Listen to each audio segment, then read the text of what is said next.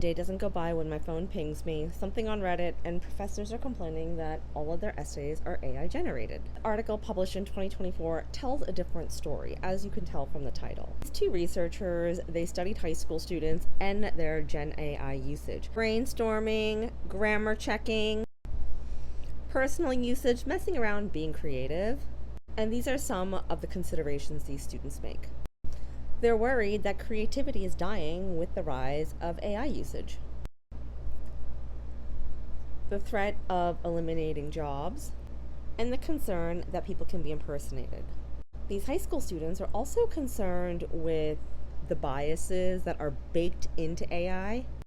They're concerned about the future workforce being trained and being too dependent on this while studying. And there's also concern that some teachers are just not with the times, because the reality of it is that technology changes and we need to adapt to. Again, unfortunately, I do think a lot of the negative criticism towards young people's use of AI does surround this. It's a valid concern that young people don't understand the harms and the cost of using this technology. However, this research shows that students are using AI pretty creatively. They see it as a tool that can boost creativity, but the key is we humans, we need to be in the driver's seat.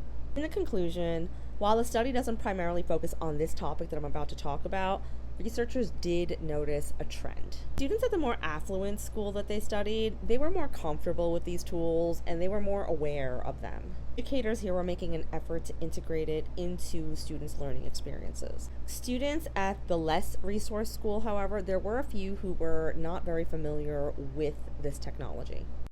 They also reported they didn't really know how to use it, but here's the kicker. This predominantly Black and Latinx student body, they had a greater anxiety surrounding adopting AI usage. And it's because these findings, as I say, align with existing research on how emerging technologies are used for racial discrimination and surveillance, particularly for BIPOC youth writers. And I do think that this is something we need to address. Back to the original focus of the study, their big takeaway is that we need to see young people as philosophers of technology. We need to be realistic about the fact that writing always takes place within context, the local context, the global context. Histories, material and psychological tools, socio-political dynamics, skills, knowledge, bodily coordination, and spatial and temporal circumstances.